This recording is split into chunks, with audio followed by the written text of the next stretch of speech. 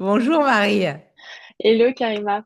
Je suis très contente de te recevoir aujourd'hui et d'explorer ensemble toutes les deux, toutes les questions autour du couple, les difficultés de couple, parce que c'est vrai que c'est des questions qui sont très prégnantes pour les femmes en général, hein, et pour les hommes aussi d'ailleurs, mais particulièrement aussi pour les femmes que j'accompagne qui sont sur le volet de 45 plus, où on est sur des vraies questions à ce moment-là. Est-ce que tu peux te présenter, nous présenter ton parcours et ton métier? Bah oui, déjà avec plaisir. Alors, bon, moi je m'appelle Marie, j'ai 33, bientôt 34 ans. Donc je parle en effet essentiellement sur LinkedIn d'amour, de sexe et d'infidélité. Euh, de formation, moi j'avais fait une formation en naturopathie et en sophrologie à la base, D'accord. qui m'ont donné pas mal d'outils pour mener des séances et vraiment tourner sur les autres. C'est des formations qui m'ont permis d'apprendre énormément sur moi-même. Je Hmm. considère que j'ai beaucoup évolué en tant que personne sur ces quelques années. Et en fait, j'ai rapidement su que je ne voudrais pas faire que de la naturopathie pure et dure. Et que ce serait plus quelque chose que je souhaitais ajouter à quelque chose d'un peu plus grand et sur un sujet qui me passionnait vraiment, à savoir donc les relations amoureuses. Et ce sujet, moi, il est vraiment venu. Euh, J'aime bien dire aujourd'hui que j'ai été actrice et spectatrice d'un manque de communication dans des relations amoureuses, Hmm. que ce soit dans des relations que j'ai vécues, que ce soit sur le plan plutôt familial. J'ai vraiment vu où pouvait mener un manque de communication dans une relation. Et ça m'a assez rapidement sensibilisée à tout ça. Et du coup, j'ai eu envie d'en parler pour éveiller un petit peu les réflexions sur tout ça. À la base, je le faisais plutôt pour ça. En fait, j'ai remarqué que c'est un sujet qui, de toute façon, intéresse énormément.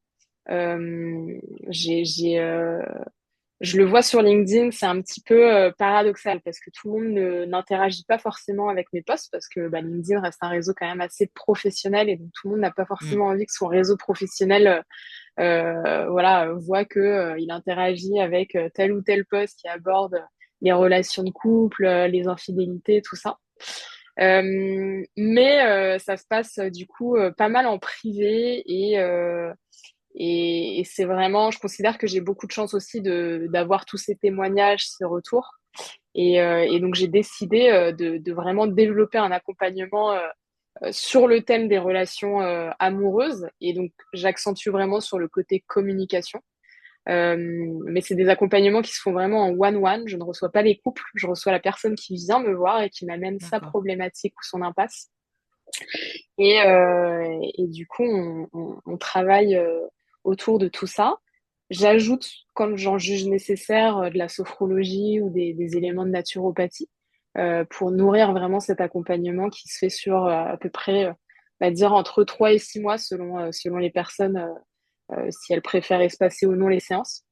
Et du coup, c'est intéressant parce que finalement, les femmes à qui tu t'adresses, c'est une partie de ma cible parce que globalement, les gens qui viennent à moi sont plutôt des personnes qui ont entre, je vais dire, 35 et 55 ans et D'accord. souvent qui sont en couple. Et d'ailleurs, pour le coup, c'est une majorité d'hommes par contre qui viennent me voir.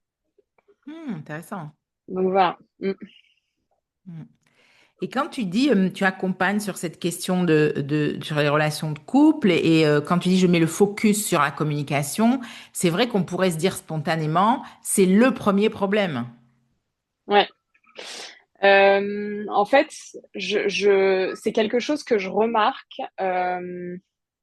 C'est que déjà, je dirais enfin, bon, il y a plusieurs choses. Je dirais que l'amour a évolué. Mhm. Les relations amoureuses à l'époque de nos grands-parents ne sont plus du tout les mêmes Hmm. qu'aujourd'hui, tout comme elles n'étaient plus du tout les mêmes déjà à l'époque de nos parents. Euh, et je dirais que, enfin, il y a, il y a tellement de différences et je suis pas en train de valoriser l'amour à l'époque de nos grands-parents. Je pense qu'il y avait des choses qu'on devrait garder. Il y a des choses qui sont plus forcément qu'on ne peut plus accepter et tolérer. Mais je dirais que aujourd'hui, il y a un côté très déjà manque de communication, ça se voit dans les relations et très impermanent, je dirais. Parce que aujourd'hui, finalement, avec toutes les applications de rencontres, toutes ces choses-là aujourd'hui qui, paradoxalement, rend les rencontres plus faciles, mais Mm. pour autant accentue aussi la solitude. Du coup, je dirais que c'est assez intéressant parce qu'il y a vraiment quelque chose de très différent entre ces époques qui sont finalement pas si lointaines l'une de l'autre. Mais ce que je vois, c'est vraiment qu'il y a un souci en fait en ciblé plutôt vraiment sur la communication. Et en fait, enfin, généralement, les problématiques pour lesquelles on vient me voir, si on remonte le fil progressivement, euh, c'est lié à quoi? C'est lié à un manque de communication qui est là dans la relation depuis et qui s'est en fait installé depuis plusieurs années progressivement, je dirais. Mm. Donc, Mm. il y a déjà ça. Et il y a un autre fait qui est, enfin, je veux dire, qu'on ne peut pas nier, mais la communication, c'est quelque chose qu'on ne nous apprend pas, en fait. Donc, Mm. selon les modèles Mm. qu'on a eus, que ce soit de nos parents, que ce soit à l'école, on n'a pas forcément appris à communiquer. Ce Mm. qui fait que on arrive aussi dans des relations où euh, on considère que les choses sont comme ça, mais ça, c'est l'image qu'on se fait à titre personnel. Et en fait, si on ne prend pas le temps de communiquer avec son partenaire et d'aborder les sujets, c'est comme ça aussi qu'on crée des écarts et qu'on se retrouve. Moi, je l'ai vécu, hein, j'ai été 12 ans dans une relation. Euh, je vois à quel point le manque de communication a creusé un écart entre nous deux, en fait. Mm. Et quand tu dis communication, ça veut dire quoi concrètement? C'est exprimer plus ses besoins, interroger l'autre sur les siens. Tu vois, parce que communication, on peut imaginer plein de choses. Mm. Toi, de ton œil d'expertise, c'est par quel fil en fait? Je dirais que la communication, c'est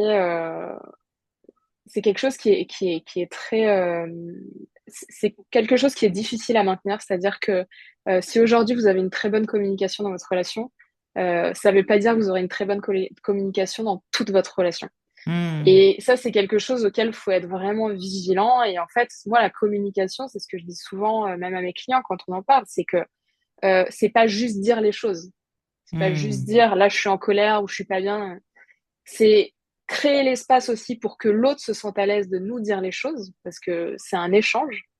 La communication, c'est entendre aussi ce qui n'est pas dit. Hmm. Ça passe par le non-verbal. Donc, en fait, tout ça, c'est une attention particulière à avoir. C'est de l'écoute active. La communication, pour moi, c'est tout ça.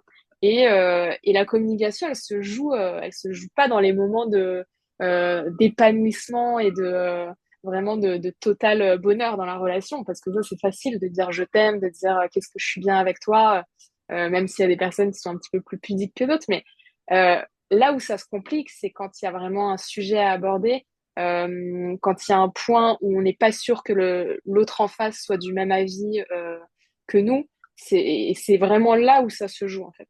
Et le problème, Hmm. c'est que ça part des fois d'un tout petit truc, de se dire non, bah, je vais pas lui en parler maintenant parce qu'elle a passé une mauvaise journée, je vais pas lui rajouter ça. Sauf que le problème, Hmm. c'est que ce petit truc, on n'en parle jamais. Et en fait, de là, on crée un écart progressivement parce qu'en fait, on garde de plus en plus de choses pour soi. Il y a aussi ce côté de, j'aime bien rappeler à mes clients, mais euh, euh, des fois, je peux poser la question de, mais est-ce que vous aimez encore votre femme ou votre mari? Ils me disent, bah oui, oui. Et je dis, mais est-ce qu'il le sait? Elle le sait. Bah oui, oui, depuis le temps qu'on est ensemble. Mais c'était quand la dernière fois que vous lui avez dit? Et en fait, enfin, je remarque qu'il y a vraiment ce côté de, bah non, mais enfin, elle doit le savoir. Enfin, je veux dire, moi, je le pense, donc elle doit le savoir. Mais en fait, je vous dis pas de dire aussi, bah en fait, non, ce qui est évident pour vous euh, a peut-être été oublié par l'autre des fois. Donc, c'est Hmm. important de vraiment, et la communication, pour moi, ça englobe vraiment tout ça, en fait.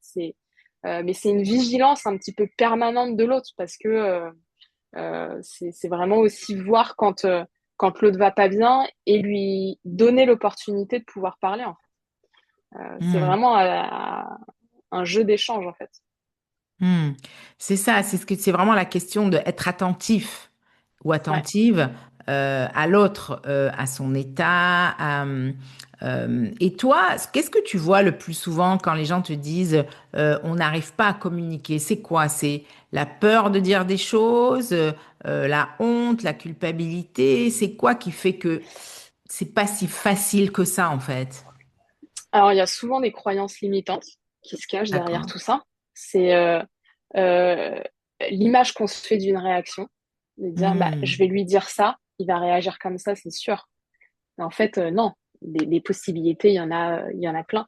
Et souvent, d'ailleurs, euh, quand par exemple un ou une cliente aborde une problématique et que c'est lié à de la communication, tout ça, et qu'il me dit, bah non, mais je peux pas, elle va réagir comme ça. On travaille vraiment sur les croyances limitantes, sur les peurs qu'il y a derrière. Et du coup, quand la conversation est provoquée, souvent la réaction est pas du tout celle qui était attendue ou qui était appréhendée en fait. Et on se rend compte que parce que encore une fois aussi, c'est qu'il y a une manière de dire les choses. Enfin, la Hmm. communication, c'est pas se décharger sur notre partenaire parce qu'on a eu une journée hyper stressante. Non, c'est justement aussi faire la part des choses de tout ça. Et je dirais que c'est vraiment veiller et chouchouter en fait cet espace sécurisé que vous créez. Et Hmm. du coup, oui, c'est. Mais souvent, ce que j'observe en tout cas, c'est Hmm. que la personne n'arrive jamais en me disant bon bah là c'est vrai qu'on communique plus du jour au lendemain on a arrêté de communiquer. Non, généralement c'est assez progressif. C'est en fonction aussi de l'histoire de la relation, de ce par quoi elle est passée et ce qu'elle a traversé. Et c'est là qu'en fait un espace se crée. Et cette distance, malheureusement, en fait, elle impacte, je dirais, en premier lieu la communication. En fait. Hmm. Hmm. Oui, enfin j'allais dire ça se construit ou ça se déconstruit plutôt. Ça se Mm. déconstruit petit à petit en fait. C'est Ouais. ça que tu dis. Et, est-ce que tu penses que aussi le fait qu'on ait des vies comme ça de plus en plus stressantes, agitées, overbookées, ça égratigne pas d'une certaine façon cette possibilité de se poser, de s'écouter, de se parler? Je dirais que il y a tellement de choses qui sont liées à tout ça. Euh, on pourrait parler par exemple de la gestion des émotions. Hmm. Aujourd'hui, en fait, le fait est que quand on vit dans une grande ville, par exemple, et qu'on est soumis à un stress un petit peu plus ou moins constant entre les transports, entre le travail, tout ça, euh, je dirais que ça demande d'autant plus de rigueur, peut-être, d'avoir cette conscience de se dire, OK, là, je suis dans l'espace du couple et je ne dois pas faire pâtir cet espace-là du stress et de tout ce que j'amène de l'extérieur, en fait. Mais Hmm. c'est vraiment, c'est assez, je dirais, assez sournois, en fait, Hmm. ce côté-là. Ça peut arriver, en fait, enfin, on peut tellement se laisser impacter par en effet, le quotidien. Moi, je le vois dans ma relation actuelle, par exemple, et j'ai pas d'enfant pour le moment. Donc, je vois à quel point déjà, rien que mon travail, mon quotidien, entre guillemets, peut impacter, en fait, cette communication-là. Et donc, je Hmm. me dis, quand il y a des enfants, Eh oui. euh, voilà, quand il y a plein d'autres facteurs qui arrivent comme ça, c'est d'autant plus délicat. Mais donc, par contre, je suis persuadée que à partir du moment où on prend vraiment conscience de l'importance de cette communication dans le couple, c'est quelque chose auquel on pense régulièrement, entre guillemets, et c'est quelque chose à partir de là aussi qu'on a envie de nourrir. Hmm. Parce que je pense que même un couple qui, par exemple, est ensemble depuis 20 ans et qui n'a jamais vraiment réussi à communiquer, peut réussir à communiquer à partir du moment où il le décide, en fait. Hmm. Oui, c'est ça, c'est-à-dire une vraie prise de conscience de d'être attentif, de préserver, de chérir cet espace, comme tu le dis, hein, Ouais. et d'une certaine façon de le protéger pour pas qu'il soit pollué par les questions de boulot, les questions de transport, les questions de gamins. Mm. Est-ce qu'on peut dire, parce que c'est vrai que je l'entends parfois et parfois j'entends l'inverse, est-ce qu'on peut dire que quand on est en couple, il faut construire et continuer à travailler sur sa relation? Moi, je pense que oui. Alors, je dirais qu'une relation, elle est jamais figée dans le temps. Elle est en Ouais. perpétuelle évolution pour moi. Mais en fait, euh, pourquoi? Parce que en fait, nous-mêmes, en tant qu'êtres humains, on est en évolution perpétuelle, en fait. Euh, Moi, j'ai pris conscience vraiment que le travail sur soi, c'était vraiment le travail presque d'une vie. C'était un chemin qu'on parcourt enfin, finalement tout au long de sa vie. Et donc, Hmm. euh, on évolue sans cesse. On peut changer d'avis, on peut avoir, enfin, oui, avoir des points de vue différents. Et c'est normal, en fait. Enfin, je veux dire, on est humain, mais du coup, c'est comment on navigue avec cette évolution personnelle. Et encore une fois, je trouve que euh, je me verrais pas, moi, dire l'amour, c'est quelque chose de magique, c'est évident, quand c'est la bonne personne, tout ira quoi qu'il arrive. Non, non, non. Il y a un vrai travail de volonté, il y a un vrai travail pour moi, c'est là aussi où il est important de se poser la question de quelles sont nos valeurs Hmm. profondes, parce que c'est des choses qui, mine de rien, ont un impact, en fait. Euh, et du coup, pour moi, une relation de couple, euh, et ça, c'est quelque chose que mon père m'a très, très souvent dit, moi, mais pour moi, une relation de couple, pour qu'elle tienne, il faut en avoir envie. Et c'est vrai, en fait. Hmm. Parce que c'est dans les moments difficiles où, en fait, bah, là, ouais, non, l'amour, c'est pas des petits papillons dans le ventre, voilà, c'est pas des cœurs dans les yeux et tout ça. Là, dans les moments difficiles, en fait, c'est entre vous et vous-même. Est-ce que vous vous dites, mais j'ai envie de me battre quoi qu'il arrive pour cette relation Hmm. parce qu'elle est trop belle et parce que voilà, j'ai envie de construire avec cette personne quoi qu'il arrive? Ou est-ce que c'est en fait on se laisse aussi submerger d'une manière par ce qui se passe et on met une priorité ailleurs? Hmm. Hmm. Oui, c'est ça, c'est donc communiquer, préserver l'espace, mais aussi c'est quelque chose de vivant, donc qui bouge, voilà, forcément. Mais je trouve ça intéressant de se dire, c'est une sorte de choix en fait. Quand tu Mm, es, voilà, tu traverses cette difficulté-là, c'est je choisis de rester et de me battre d'une certaine façon pour continuer cette relation. mm. C'est Ouais. ça. Hmm. Ouais, ouais, je pense que c'est vraiment une question de volonté et encore une fois, enfin, on a tous nos manières de réagir face aux épreuves et, et il se peut qu'une personne dont vous ayez été amoureux pendant des années, euh, bah, finalement, avec le temps, vous évoluiez de telle manière à ce que vous ne partagiez plus les mêmes centres d'intérêt, les mêmes valeurs. Et pareil, je veux dire, on n'est pas obligé de mettre de la gravité dans une fin de relation. Je pense que ça, c'est quelque chose qu'il faut vraiment aussi dire. Et tout comme je le vois aussi en consultation, mais souvent, il y a ce rapport à l'échec quand une relation se Hmm. termine. Et euh, c'est vrai que ça, c'est important de ouvrir peut-être sa conscience à ce niveau-là et de se dire, mais si on change d'angle de vue, est-ce qu'il s'agit vraiment d'un échec? Qu'est-ce que représente un échec pour moi? Et parce qu'on se rend compte que finalement, enfin, pour moi, une relation, c'est jamais un échec, c'est un apprentissage. Hmm. Oui, donc c'est un apprentissage, ça veut dire qu'au bout d'un moment, tu peux arriver au bout d'un apprentissage Mm. et puis de décider ou de choisir d'avoir un autre apprentissage. Ouais, C'est dans ce sens-là. Et ouais. c'est vrai qu'on a, même si aujourd'hui on vit dans une société où les divorces sont une chose vraiment commune, euh, on a quand même encore ces questionnements des femmes particulièrement, quand il y a des enfants, tout à l'heure on parlait aussi de Mm. couples avec des enfants, et qui ne sont pas si épanouis que ça dans leur relation, et qui en fait se questionnent sur cette question, si je divorce ou si je quitte, est-ce que c'est pas un échec, tu vois? Ouais.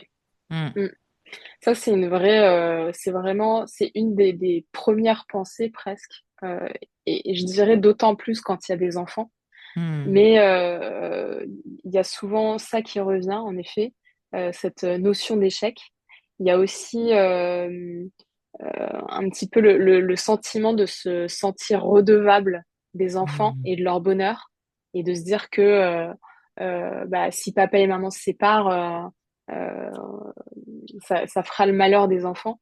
Euh, c'est en fait tout ça, c'est vraiment des peurs et des croyances limitantes qui sont là aussi, mais parce que on va pas se mentir, mais envisager une rupture, c'est quelque chose de difficile, Hmm. qui demande beaucoup d'énergie. C'est quelque chose auquel on ne veut pas forcément se confronter.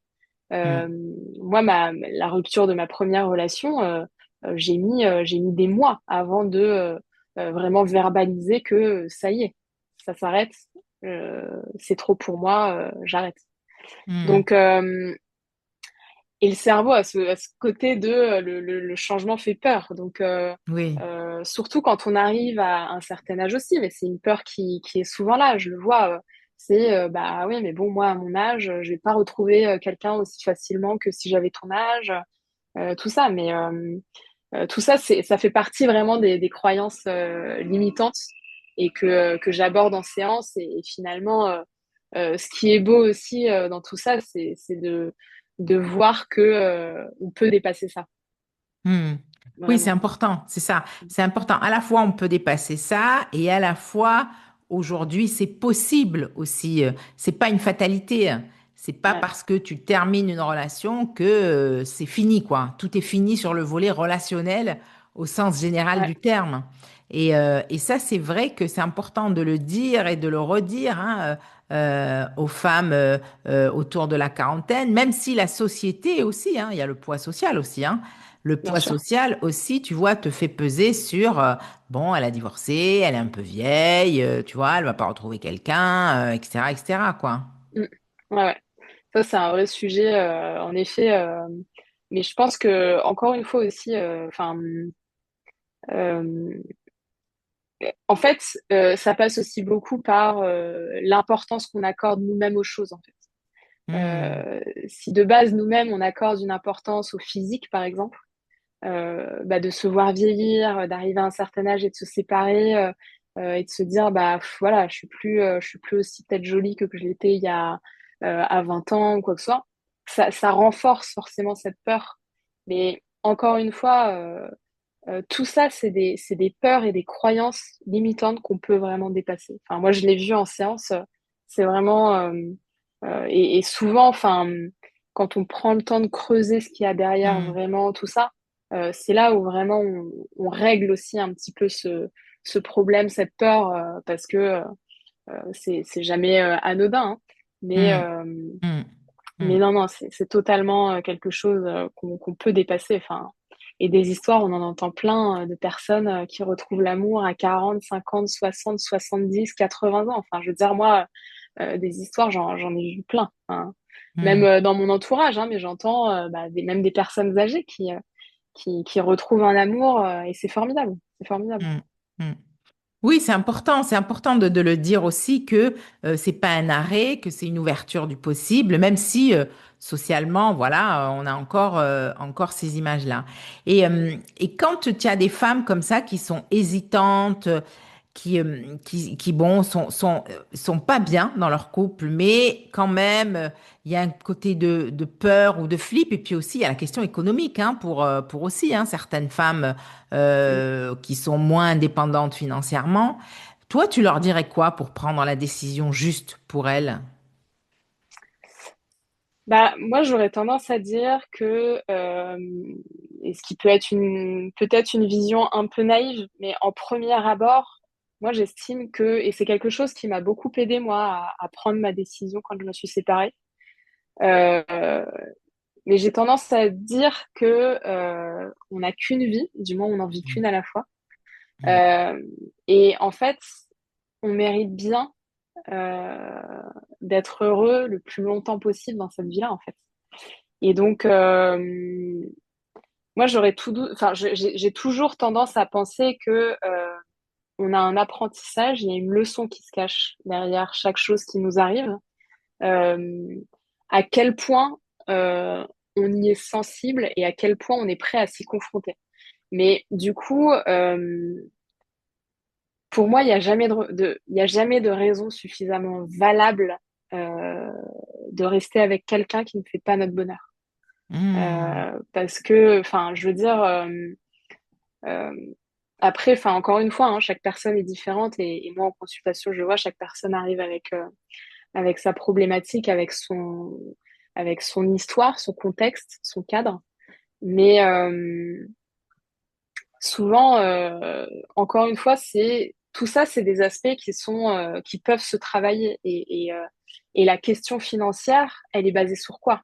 Là, pour le coup, moi, il me faut du contexte. Mais Mm. Mm. enfin, je veux dire, on n'hésite pas à rentrer dans les détails, mais ok, en fait, quelle est la situation financière euh, vraiment précisément? Et en Mm. fait, le but, c'est aussi de voir ensemble ce qu'il est possible de faire, de voir ensemble ce qu'une séparation, qu'un divorce amènerait. Euh, mais j'aurais tendance à dire comme ça de manière assez généraliste, je pense qu'il y a toujours quand même une solution. Mm. Et Mm. on n'est jamais, enfin, on est rarement aussi seul qu'on ne le pense, Mm. Mm. surtout dans ce genre de situation. Exactement. Et j'aime beaucoup ce que tu as dit quand tu dis il n'y a aucune raison valable de rester avec quelqu'un qui fait pas votre bonheur, tu vois, parce que même si on peut trouver des excuses, mais en fait, bon, c'est des fausses excuses. Et c'est vrai que même s'il y a cette peur de la question financière, de pas pouvoir se débrouiller, ou il y a toujours du possible. Et ça aussi, c'est un message important. Mm. Et Ouais, ouais, tu disais aussi tout à l'heure dans ta présentation que tu avais travaillé aussi sur les questions d'infidélité. ouais. Et est-ce que tu peux nous en dire quelque chose sur ces questions?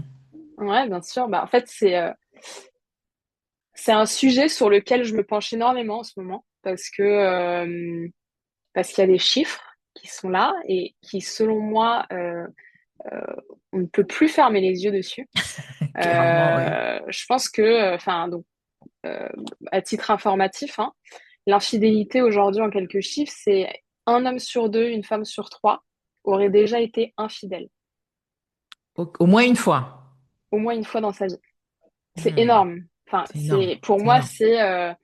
et je prends beaucoup de pincettes avec ce sujet et le but n'est pas, et j'essaye de le dire à chaque fois dans mes posts, mon but n'est pas de remuer un couteau dans la plaie pour ceux qui ont subi une infidélité, mais il est aussi de prendre en compte la souffrance de la Hmm, personne qui est infidèle. Parce qu'il ne faut pas croire, mais la souffrance, elle est des deux côtés. Et moi, en fait, ce qui m'intéresse vraiment et ce sur quoi j'ai vraiment envie de sensibiliser les gens, c'est que une infidélité, elle arrive très rarement sans crier gare. C'est-à-dire que l'infidélité, on va dire que c'est l'étape ultime, presque, mais d'un éloignement, d'une souffrance dans la relation. hmm, Et c'est là où je dis qu'on a tous une part de responsabilité dans ça, c'est que quelqu'un qui est infidèle, il n'est pas unique responsable de ce qui se passe. hmm, Je pense qu'il y a aussi une personne en face qui, parfois, on voit que quelque chose ne va pas, on voit un éloignement, mais on préfère faire l'autruche parce que c'est plus facile sur le moment que de se confronter vraiment au problème, à la situation. Et c'est quelque chose que j'entends et que je comprends. C'est quelque chose qui est pas facile de mettre les pieds dans le plat en disant, bon, là, il y a un truc qui ne va pas entre nous, qu'est-ce qui se passe? hmm, Tout comme c'est pas facile de dire, écoute, voilà, je sens qu'il y a un éloignement entre nous, je commence à, euh, euh, à fantasmer peut-être sur d'autres femmes, je commence à avoir des attirances pour d'autres femmes, j'ai pas envie d'en arriver là. Qu'est-ce qu'on fait? Mais encore une fois, c'est quelle est l'importance que vous accordez à votre relation à ce moment-là? Euh, J'aurais tendance à dire que cette relation-là, justement, c'est sans doute la relation la plus importante de votre vie, après celle que vous avez avec vous-même. Euh, donc finalement, elle mérite bien que vous fassiez tous les efforts possibles pour la nourrir et pour l'entretenir. Et en fait, ça passe aussi par, c'est ce que je disais tout à l'heure, mais les aspects plus difficiles de communiquer quand il y a une phase d'éloignement ou quand quelque chose ne va pas, en fait. Hmm. Mais du coup, l'infidélité est un vrai sujet Hmm. qui génère beaucoup de souffrance. Et le but, il n'est pas de banaliser ça. Justement, moi, j'ai vraiment tendance à dire, OK, en fait, les faits sont là. Qu'est-ce qu'on en fait, en fait? Hmm. Est-ce qu'on ferme les yeux et on continue de nourrir ce truc en disant l'être humain a toujours été infidèle, patati patata? Oui, d'accord, ok. Mais dans ces cas-là, enfin, qu'est-ce qu'on peut faire pour limiter entre guillemets la casse ou les dégâts? Parce que après, il y a aussi, il faut prendre en compte que, et ça, je l'observe vraiment, il y a un côté très l'infidélité serait légèrement en baisse pour la première fois depuis plusieurs années. Mhm. Et entre parallèles, alors l'étude dont je parle, c'est une étude qui a été faite pour Glidden, le site de rencontre extra-conjugales. Ah oui, d'accord. Voilà. Donc cette étude, elle est demandée quasiment, je crois, tous les ans par Glidden. Mais donc D'accord. là, ce qu'on observe, c'est que l'infidélité sera un petit peu en baisse. Et en parallèle, on expose le fait que la relation libre serait légèrement en hausse, elle. Donc, est-ce qu'il y a un lien de corrélation entre les deux? On peut pas l'affirmer, mais c'est un Hmm. point de vue intéressant aussi que je trouve. Enfin, ça fait partie de ce côté l'amour évolue Hmm. et qu'est-ce qu'on en fait? Parce que je l'avais dit dans un de mes posts, mais je les appelle les vieux amants. C'était enfin voilà, l'amour de nos grands-parents, mais on a vraiment des choses à garder des vieux amants et je pense qu'on a aussi des choses à ajouter un petit peu de nos âmes d'enfants, peut-être un petit peu plus naïves et pures, mais il y a vraiment l'amour évolue, ok, mais tâchons de faire en sorte qu'il évolue dans le bon sens en fait. Hmm. Hmm. Et quand tu accompagnes comme ça des femmes qui ont subi, on va dire, l'infidélité, euh, est-ce que tu vois, toi, que c'est possible de reconstruire derrière? Ou est-ce que c'est on reconstruit et c'est toujours un peu bancal? Ou est-ce que, tu vois, qu'est-ce que tu peux en dire, toi, une fois que, voilà, on a découvert cette infidélité dans un couple? Euh, Moi, je dirais que quand c'est une femme qui vient me voir et dont le mari a été infidèle, Mhm. Euh, ce qu'on va travailler, c'est la blessure que ça a provoqué. Hmm. Est-ce que c'est une blessure de rejet? Est-ce que c'est une blessure d'abandon? Et en fait, dans un premier temps, je dirais que c'est ça qu'on va travailler avant d'envisager quoi que ce soit d'autre. Parce que, euh, faut le dire aussi, mais il y a des couples qui survivent à une infidélité. Hmm. Euh, Moi, c'est une vraie question que je pose des fois aux gens, mais est-ce qu'une infidélité fait de vous quelqu'un d'infidèle? Vraiment. Hmm. Euh, Intéressant. pour moi, quelqu'un qui a été, bah voilà, qui a eu une infidélité dans sa relation, difficile de le mettre dans la case infidèle pour autant. Donc, il y a tout un travail de reconstruction enfin, qui est envisageable. Après, c'est quelles sont les dispositions de l'un et de l'autre. Hmm. Mais en tout cas, je pense que, enfin, moi, le premier truc que je travaille, c'est vraiment, étant donné que la personne vient me voir, et encore une fois, comme je dis, c'est que moi, les accompagnements que je fais, c'est en one-one. On va d'abord travailler sur la blessure et sur tout ce que ça a créé ou occasionné autour de ça, en fait. Hmm. Mais pareil, je pense qu'il y a vraiment aussi un tabou à retirer de ça, en fait, parce que je suis convaincue aussi que ça n'arrange pas la situation, mais ce côté très tabou de voilà, mon mari est infidèle, il faut que personne ne l'apprenne. Et en fait, Hmm. ça rajoute une pression monstrueuse, je trouve, aux gens. Ça Hmm. leur donne encore plus, ça les enferme encore plus dans une position de victime, en fait.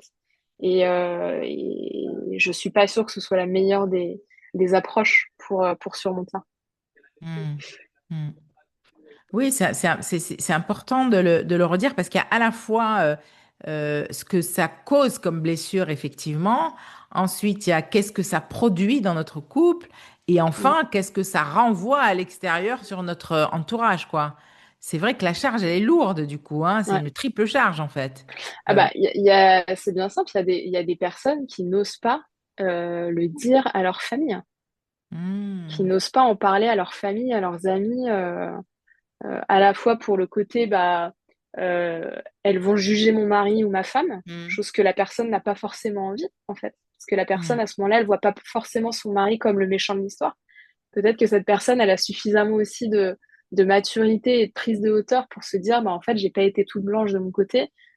J'ai participé aussi à cette situation, mais donc qui n'a pas forcément envie qu'on vienne lui dire, ah bah, ton mari, ah, c'est vraiment quelqu'un de mauvais. Non, et il y en a qui n'ont pas envie d'être plaints. Il y en a qui n'ont pas envie d'être traités comme la petite victime, qu'on pourrait avoir tendance à faire, en fait. hmm, hmm. C'est exactement. Tout à Mm. fait. Et est-ce qu'il y a d'autres choses que tu abordes dans tes accompagnements? Donc, on a vu la communication, on a vu la question de la fidélité, de l'infidélité, la question de travailler à son couple et être attentif. Est-ce qu'il y a d'autres choses que tu vois, toi, dans tes accompagnements autour du couple? Euh, En fait, j'aurais tendance à dire que généralement, les gens viennent me voir et souvent, c'est lié à un post LinkedIn, par exemple, que je vais publier parce qu'ils se sont reconnus dans ce post. Euh, mais on a tellement tous notre perception de l'amour et du couple que à partir du moment où quelqu'un se reconnaît ou observe une problématique, une impasse pour lui ou pour elle, il peut venir me voir. Euh, mais je pense que par contre, il y a une chose que j'observe encore une fois, et je le savais déjà, mais c'est ce que je trouve fabuleux avec ce que je fais, c'est que je prends conscience à quel point l'amour n'a pas d'âge et que il y a vraiment ce côté finalement. Alors les problématiques ne sont pas toujours les mêmes, hein, en effet, et c'est ça qui est assez intéressant. Euh, et je pense que finalement, j'ai moins de personnes, on va dire, entre 25 et 35 ans, parce que c'est des personnes qui sont assez jeunes. La problématique à la limite qui est abordée avec cette tranche-là, c'est plutôt l'ouverture du couple, donc le passage à une relation libre, un couple non Hmm, exclusif, hmm, et qui ne savent pas vraiment comment faire, qui sont un petit peu perdus et tout ça, donc qui ont besoin de conseils. Euh, mais en tout cas, c'est intéressant de voir à quel point, et c'est une question que j'adore demander et que je pourrais demander presque à chacun de mes clients, mais quelle est votre vision de l'amour? Enfin, c'est déjà énorme, je trouve, de se poser cette question parce que je crois que c'est une question on nous a jamais vraiment posée hmm, et c'est une hmm, question à laquelle on n'a jamais pris le temps de répondre. Mais hmm, qu'est-ce que c'est l'amour pour vous aujourd'hui et parce qu'on voit que tout ça évolue, même la notion de fidélité avec justement vraiment je dirais ce phénomène-là de couple libre qui arrive et je le vois. Enfin, je suis à Paris, donc forcément peut-être que je suis plus sujette à ça, mais je le vois en soirée, beaucoup plus de gens qui se disent en couple libre. Et forcément, du coup, la notion de fidélité derrière ça, elle est différente. Parce que là, bien une sûr. infidélité, c'est plus coucher avec quelqu'un d'autre. Ça Hmm, va au-delà de ça, en fait. Et donc, c'est ça qui est hmm, intéressant, je trouve. Et encore une fois, il est intéressant aussi de rappeler que on fait tout un pataquès un petit peu sur le couple libre en disant que voilà, enfin, beaucoup de gens se permettent un petit peu de juger parce que c'est pas forcément leur vision à eux. Mais y a une chose aussi, moi, qui me paraît essentielle à rappeler, c'est que le couple libre est vieux comme le monde. Je pense que le couple libre existait avant le couple exclusif. Donc, mais encore une fois, c'est marrant, je trouve, de voir ces évolutions-là et d'assister à tout ça. hmm. C'est vrai qu'on entend de plus en plus hein, cette question abordée quand on aborde la question des couples. On a aussi, on sent, mais c'est peut-être plus infime, mais quand même, c'est là la question des polyamours Mm, aussi, hein, qui arrive et qui questionne hein, aussi le couple traditionnel entre guillemets. C'est vrai qu'on a l'impression que la palette de comment être en couple s'élargit en fait. mm. Ouais, ouais, il y a vraiment maintenant. je trouve enfin, comme s'il y a des catégories un peu qui se créent avec le couple exclusif, le couple non exclusif, le polyamour, le libertinage.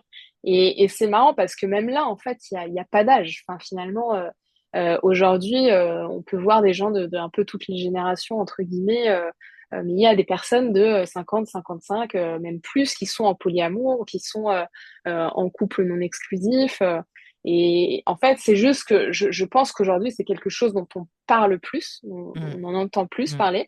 Il y a eu mm, un reportage récemment aussi, je crois que c'était sur TMC, mais c'est quelque chose qui existe et qui est présent depuis des années. Je pense qu'aujourd'hui, les statistiques augmentent. Je ne sais pas si elles augmentent réellement. Je dirais que les gens l'affirment et l'assument un peu plus mm, ouvertement.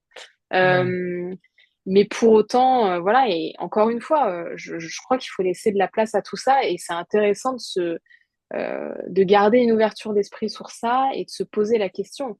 Euh, Moi, pour être totalement transparente, du coup, avec toi, je suis en relation libre moi-même. Mais je suis la première à dire, de toute façon, le but n'est de convaincre personne. Quand j'en parle avec des amis et qui me disent, bah, je ne pourrais pas, je dis, bah, je comprends totalement. Mais encore une fois, c'est ce que j'apprécie. C'est les gens qui vont me dire, bah, je ne pourrais pas, mais je te vois heureuse, c'est l'essentiel. Donc, ok, et ça me montre que oui, ça peut marcher. mm, Mais moi, je sais que bah, je pourrais pas. Ok, bah, très bien, en fait. C'est là où je trouve qu'on nourrit un échange, qu'on accepte que bah, il y a différentes façons de faire et de fonctionner. Mais là, vraiment, où j'ai plus de mal, c'est les personnes qui, sous prétexte que eux sont dans un certain schéma, considèrent que c'est ce schéma et pas un autre.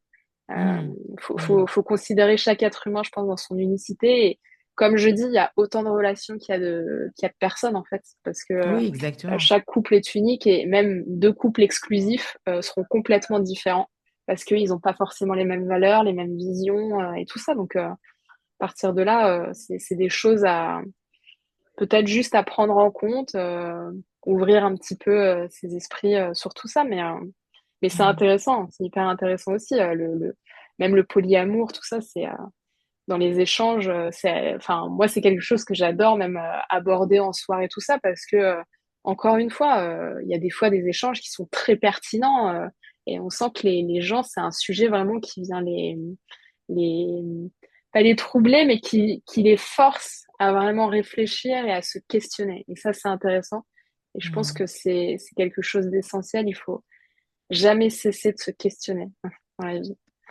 Oui, c'est ça, c'est pas cesser de questionner. Et puis surtout, c'est aussi, je pense que c'est avec ça qu'on est encore un peu, on a encore un peu du mal, c'est accepter qu'il n'y a pas une seule forme de couple, mais une Mm, foultitude de formes de couple. Et même si on décide de les mettre dans des cases comme l'amour libre ou le polyamour, il y a encore foultitude de polyamour, d'amour libre, quoi.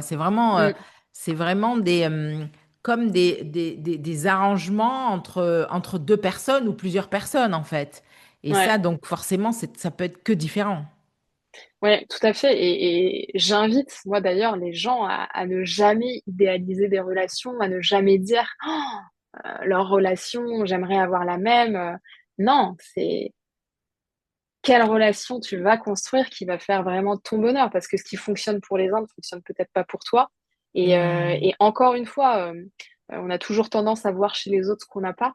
hmm, Mais c'est important de vraiment se questionner sur ce côté de qu'est-ce qui va faire que ma relation m'épanouit pleinement.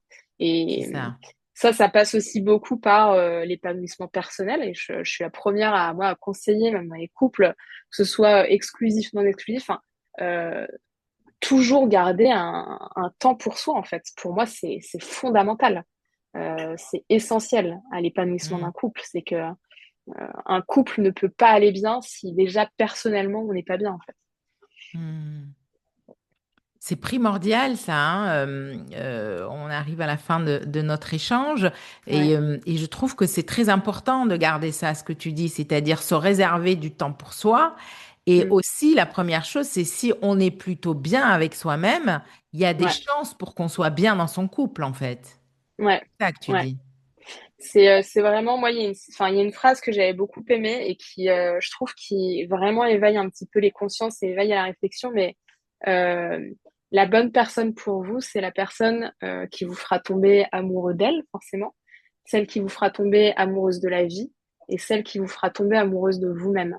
Et ça, pour moi, c'est Hmm. essentiel d'avoir ce troisième point et c'est important de se questionner sur c'est tellement puissant. Je ne sais pas si ça va parler à certaines des personnes qui nous écoutent, mais ce côté d'avoir la sensation d'être la meilleure version de nous-mêmes grâce à la relation qu'on est en train de vivre. Hmm. Parce que ça, c'est vraiment quelque chose de puissant et de très précieux et vraiment ce que je souhaite à chaque personne. Hmm, hmm. Mm. Oui, c'est ça, que ça vous remplisse tellement et épanouisse que d'une Ouais. certaine façon, ça vous renvoie une version de vous optimale, en fait, d'une certaine Ouais. façon. Ouais, ouais. En fait, c'est vraiment cette notion de s'aimer pleinement soi-même, en fait. Hmm, hmm, Parce que on ne va pas chercher chez quelqu'un quelque chose à combler chez nous, en fait.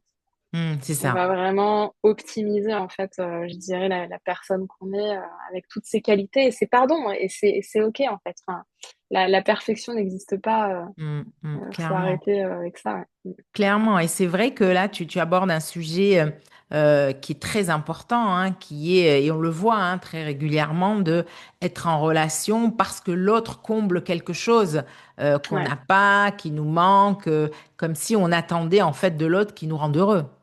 Mm. Ouais. Totalement. En fait, on donne une responsabilité à C'est l'autre ça. qui est tellement importante. J'ai envie de dire, vous finirez toujours par être déçu. Parce qu'en fait, il y a forcément un moment où en fait, il va pas répondre à vos attentes et en fait, ça mène obligatoirement à la déception. Alors que vraiment de travailler la relation avec soi. Et c'est pour ça que je tiens vraiment à faire des séances en one-one, parce que pour moi, en fait, c'est ça qu'on travaille, c'est ça qu'on Hmm, cultive, c'est l'amour de soi. hmm, Et dès qu'on retrouve l'amour de soi, déjà, on a une autre ouverture et un autre regard sur la relation. Peu hmm, importe le problème qu'elle traverse, mais c'est déjà quelque chose d'énorme, en fait, et ça permet du coup beaucoup plus de choses par la suite. hmm, hmm, hmm. Marie, merci beaucoup. J'ai pris beaucoup de plaisir à notre échange sur ces questions vraiment fondamentales, les questions de relations et de couple. Où est-ce qu'on peut te retrouver? Alors, du coup, bah, sur LinkedIn, un réseau professionnel, mais je considère que ce sujet-là a totalement sa place. Je communique énormément Carrément. sur LinkedIn. J'ai pas encore de newsletter, c'est quelque chose auquel je réfléchis, mais essentiellement sur LinkedIn. Je suis trouvable aussi sur Instagram, mais un petit peu moins assidue. Et du coup, via LinkedIn, il y a mon lien de prise de rendez-vous, il y a tout ça. Merci beaucoup, Marie. Merci à toi. C'était un plaisir aussi pour moi de partager ce moment avec toi. Donc, vraiment, merci d'avoir créé cette belle opportunité, hein. Au revoir. Au revoir.